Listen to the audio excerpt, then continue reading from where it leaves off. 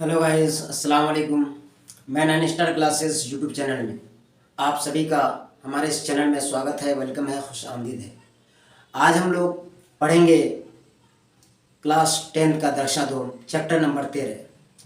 Chapter number 13 में क्या करें कि सैयद शाह करामत हुसैन करामत हमदानी के नाम जो असदुल्ला खां गालिब ने एक चिट्ठी लिखी थी उसी के बारे में हमने पढ़ेंगे। तो इसमें क्या है, मकतूब निगारी के बारे में क्या है, मकतूब निगारी के बारे में हम लोग जानेंगे। और सैयद शाह करामत हुसैन करामत हमदानी के नाम जो उसने एक ख़त लिखे थे असदुल्ला खां गालिब, उसके बारे में आज जानेंगे।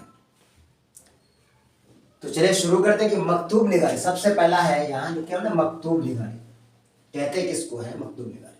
तो कहते हैं कि मकतूब या खुतूत निगारी, मकतूब को ये ख़त कहते हैं, उसी को लेटर कहते हैं। और कहते हैं कि मकतूब या खुतूत निगारी खैरियत और एक दूसरे के साथ तबादला ख्यालात का एक मौसर और रिवायती ज़रिया है। नहीं कहते मकातिब या खुतूत बिल्कुल ज़ाती नोयत के होते हैं और जिसमें अपनी दिली ख्वाहिशात, दिली जज्बात एक दूसरे के सामने लिख कर के पेश करते हैं और उसका खैरियत भी तलब करते हैं। किसके ज़रिए से? मकतूब के ज़रिए से, ख़त के ज़रिए से। और उसी में कहा जाता है कि जितनी भी चीज़ें आज के दौर पे टेक्नोलॉजी का दौर आया है तो मोबाइल के ज़रिए से व्हाट्सएप कर देते हैं, टेक्स्ट मैसेज कर देते हैं हम और उसको खबर पहुंच जाती है या कॉल कर देते हैं। लेकिन उस ज़माने में मकतूब निगारी चलता था, इन्हें ख़त एक दूसरे के खैरियत और आफियत को पूछने के लिए और ख़ुद का खबर देने के लिए और कुछ बातें पहुँचाने के लिए ये एक मकतूब निगारी असल ज़रिया था। तो चलिए हम जानेंगे कि इसके मुसन्निफ़ कौन है मकतूब निगारी के। कहता है कि मुसन्निफ़ है असदुल्ला खां गालिब, जिसका नाम है मिर्ज़ा असदुल्ला खान। मकतूब या खुतूत निगारी खैरियत और एक दूसरे के साथ तबादला ख्यालात का एक मौसर और रिवायती ज़रिया, इसने हमने को जाना है। अगला कि मिर्ज़ा असदुल्ला खां गालिब की पैदाइश कब हुई? तो कहता है कि मिर्ज़ा असदुल्ला खां गालिब की पैदाइश 27 दिसंबर सन 1797 ईस्वी को अपनी नानिहाल आगरा में पैदा हुए थे। कहाँ पैदा हुए थे? आगरा में पैदा हुए थे। आप लोग जानते भी हैं कि आगरा कहाँ है, यानी कि जहाँ आपका ताजमहल है वहाँ एक शहर है आगरा, उसी जगह उसका नानियाल था और वहीं उसकी पैदाइश हुई थी। वालिद का नाम था मिर्ज़ा अब्दुल्ला बैग और वालिदा मोहतरमा का नाम था उसका अजीज़ इज़्ज़तुन्निसा बेगम। क्या नाम था? इज़्ज़तुन्निसा बेगम।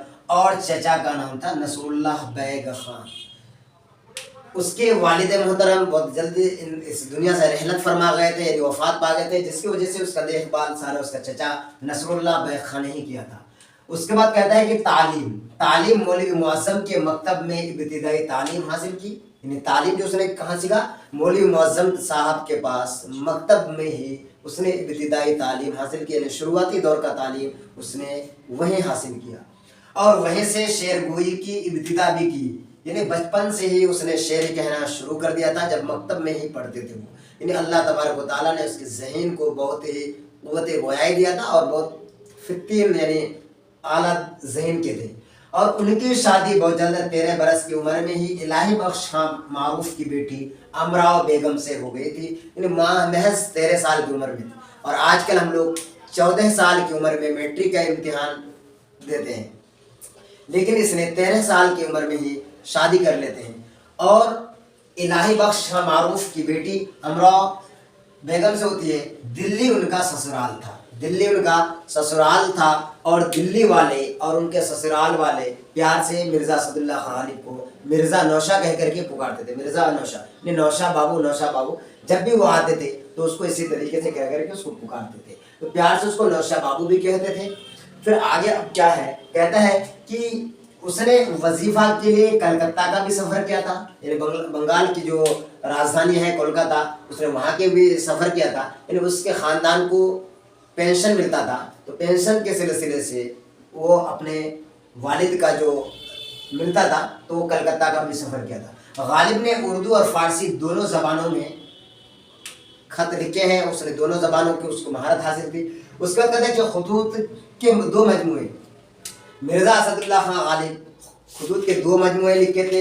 एक का नाम था उर्दू हिंदी और दूसरा का नाम था उर्दू मुअल्ला।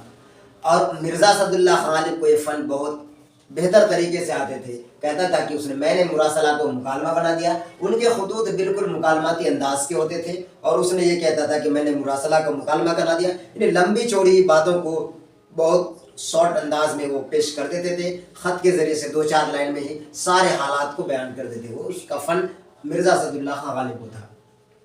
غالب نے اپنے احباب کو اردو خطوط لکھنے شروع کیے تو تنہا غالب نے، صرف اکیلے غالب نے اپنے دوستوں کو، اپنے عزیزوں کو اور اپنے شاگردوں کو تقریباً 900 خطوط لکھے ہیں. آپ کا ایگزام یہ پوچھتا ہے کہ مرزا اسد اللہ خان غالب نے کتنے خطوط لکھے ہیں لگ بھگ، تو اس نے 900 خطوط لکھے تھے. یہ چیز آپ کو یاد رکھنا ہے.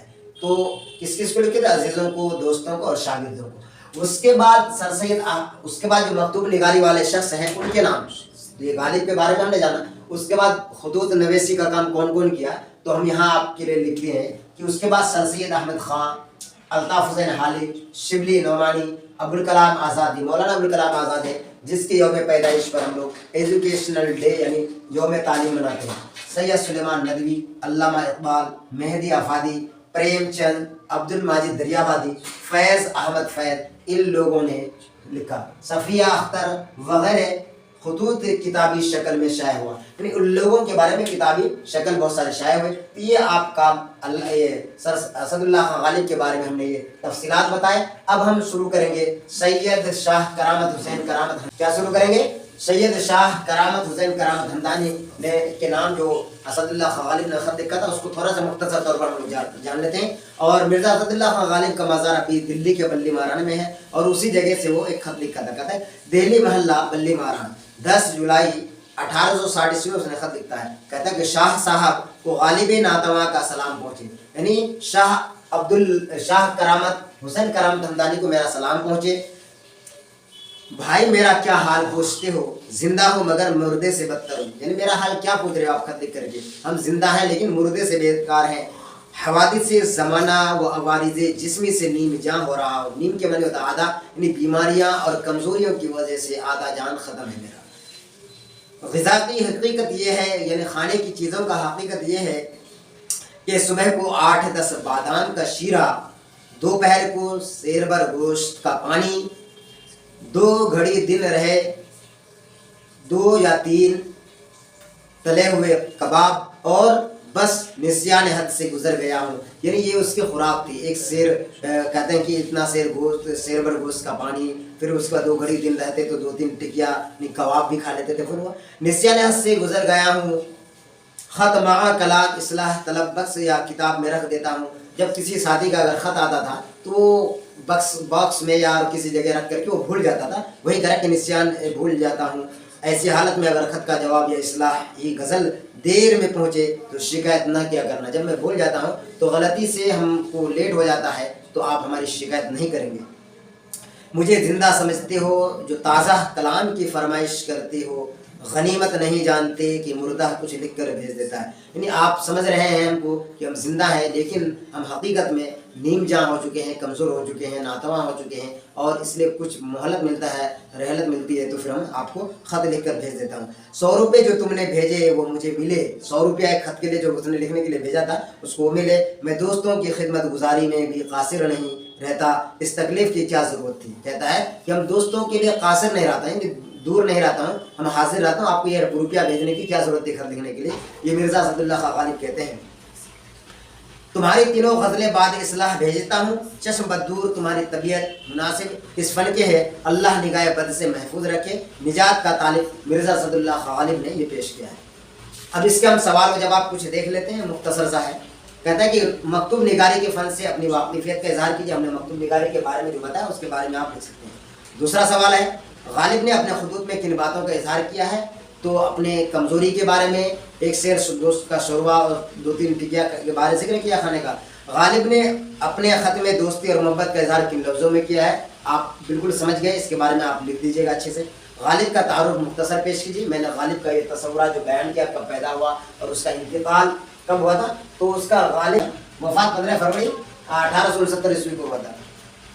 چلیے اگلا سوال ہے غالب کے خطوط کی زبان پر 5 سطریں لکھے. غالب نے جس طرح سے خط لکھا اس کے 5 سطروں پر جواب لکھنے کے لیے گئے. طویل سوالات. غالب کے لکھے ہوئے خطوط کس نوعیت کے ہیں؟ اس کے بارے میں لکھنے کے لیے کر ہم نے آپ کو بخوبی بتا دیا، آپ بالکل سمجھ رہے ہیں کہ کس نوعیت کا اس کا خط تھا۔